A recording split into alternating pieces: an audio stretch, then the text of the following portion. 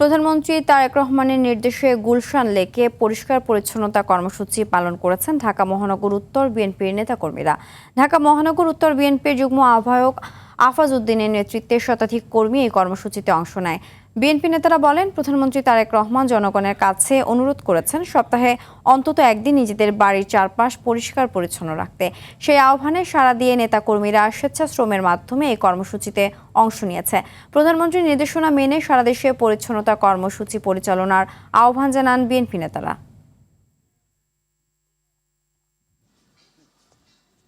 কোটি মানুষের আশা আকাঙ্ক্ষার প্রতীক বিএনপির চেয়ারম্যান জনাব তারেক রহমান ঘোষণা করেছেন যে সপ্তাহে একদিন আপনারা আপনাদের চারপাশ বিভিন্ন লেক, পার্ক, মসজিদের আঙ্গিনা, খেলার মাঠ যদি পরিষ্কার পরিচ্ছন্নতা রাখেন তাহলে এই সমাজ সুন্দর হবে এবং সরকারের পক্ষ থেকে যা করণীয় সেটার উদ্যোগ ইতিমধ্যে নিয়েছেন।